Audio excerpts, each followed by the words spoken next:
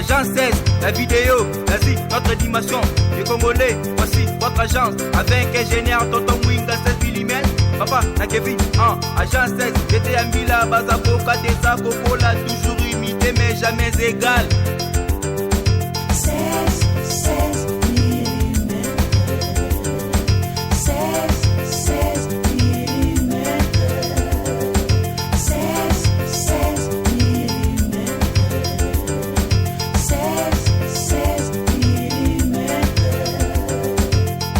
Réalisation, clip vidéo, théâtre et cinéma, publicité, documentaire, magazine, reportage mariage, reportage d'aide et émission.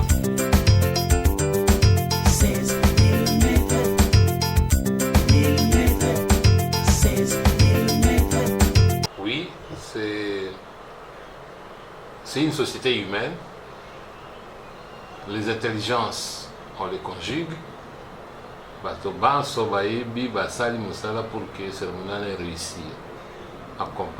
Donc, à commencer par l'habillement, l'uniforme des policiers.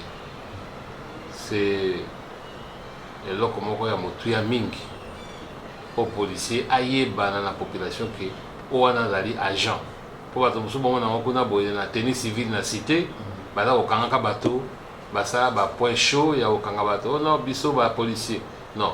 Na mosala biso ba koyeba yo ko zali policier, soki ozali na uniforme.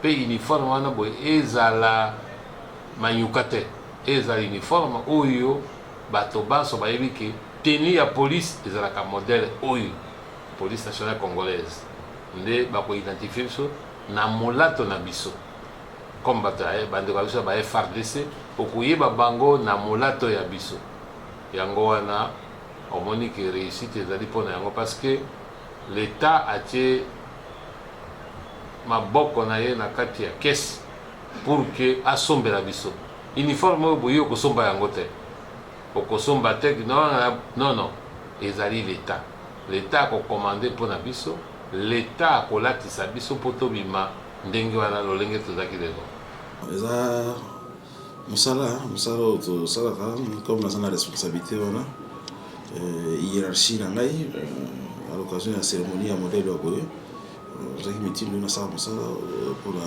dotation à tous les défilants pour que bazala molato ya malamu bazala présentable ces alliés premier contact nouveau chef ya biso ya ekomi vice-premier ministre de l'Intérieur et sécurité et puis oyebi ezali feti ya monene libanda gouvernement ya sika eza déjà installé c'est ça moi.